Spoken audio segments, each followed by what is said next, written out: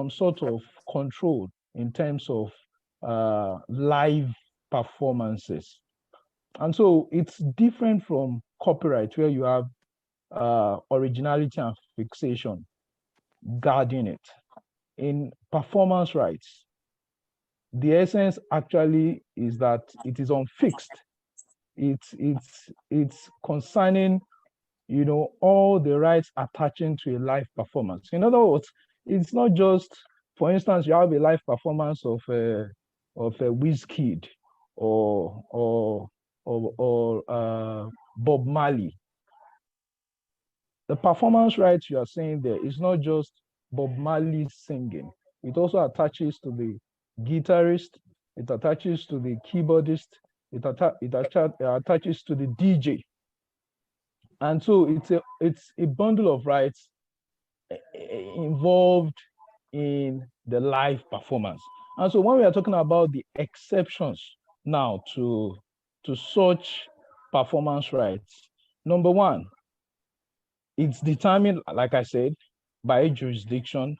And when you look at what the WIPO Treaty has provided for, of course, it talks about rights relating to rentals, rights relating to reproduction, and rights relating to reperforming such performance.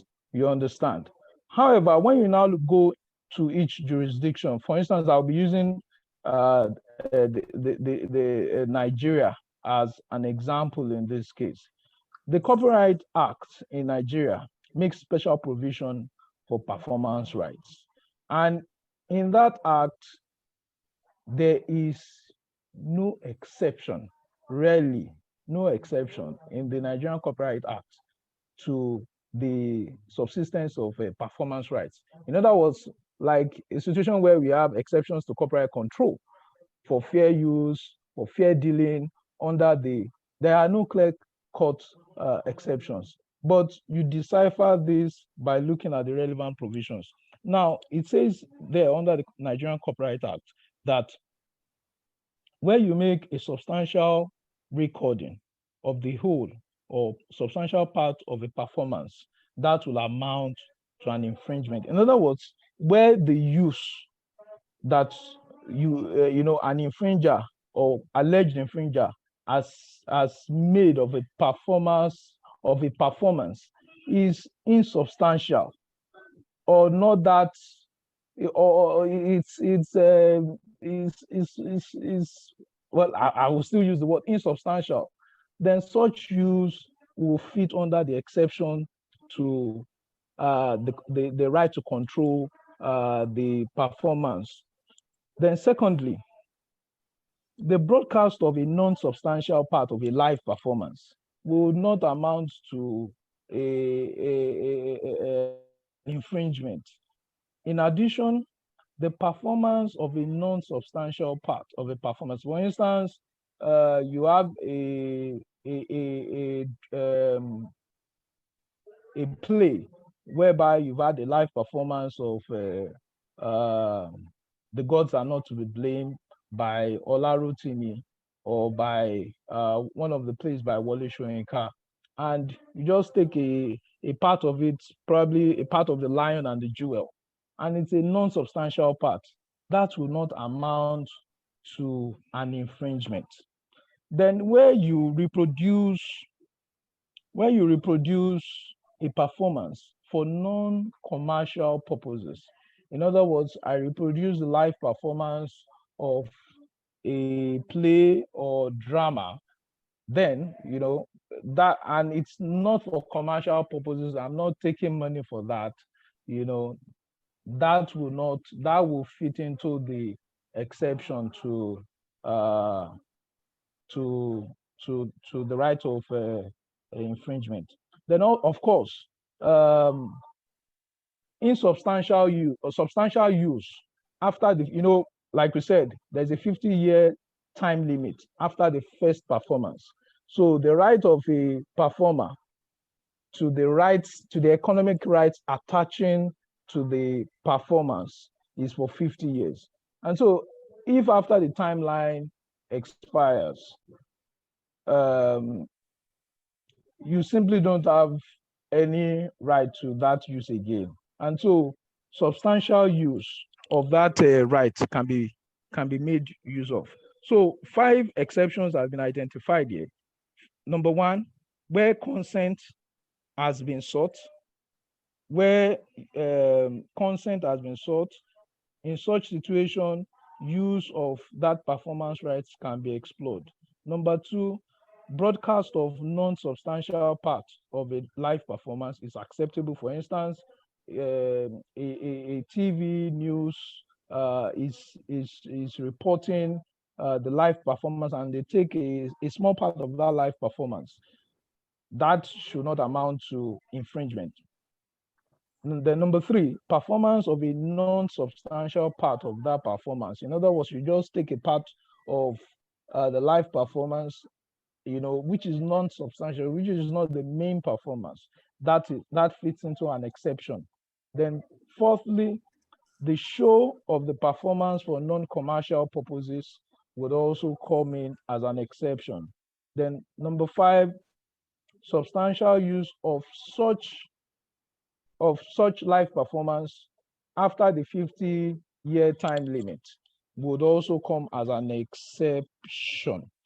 And so those are but like I said, this is determined by jurisdiction. You understand? For instance, Mr. Odinga mentioned that performers have moral rights. And of course, that is properly provided for under the WIPO Convention.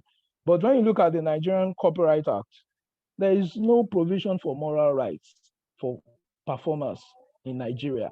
What you have provision for in terms of moral rights are for copyright holders or copyright owners. In other words, you see that it depends on the jurisdiction. However, like I said, all this depends on how jurisdictionally countries have modified their laws and have applied the Rome Treaty, the WIPO Treaty, and of course the TRIPS Convention in terms of protection of intellectual property rights. Now to the other part of my presentation, which is prospects of performance rights in Africa. Now, of course, essentially, the fact is that performance rights they fit into that realm of rights in copyright that we call neighboring rights. In other words, even the copyrights, they simply attach to copyright, and they are yet to have that clear recognition of being a separate right on their own. You understand? And so I even think that attachment to copyright does a great disservice to these rights, because the focus usually is on the copyright holders, when in fact the performers themselves also have some rights that they can take advantage of. But you have a situation whereby these are ignored, and in fact, you see that most of these right holders, performers themselves, do not know that they have these rights. And so essentially, the main issue we have here is contract management. For instance, I'm a dancer or a guitarist. I've been invited to perform at a live show for Wizkid or for a big time player, and my contract simply says that I will just come to the show, play, and go. There is no part in that contract that says that I've signed off my performance rights. There's no part in that contract that says that I've signed off the reproduction rights in terms of that live performance. And so subsequently, if I see that show being reproduced in form of a CD, in form of I see it on YouTube, and I see my face there, I see my guitar playing, or the specialist method in which I've played that guitar, those are things I ought to be able to take advantage of.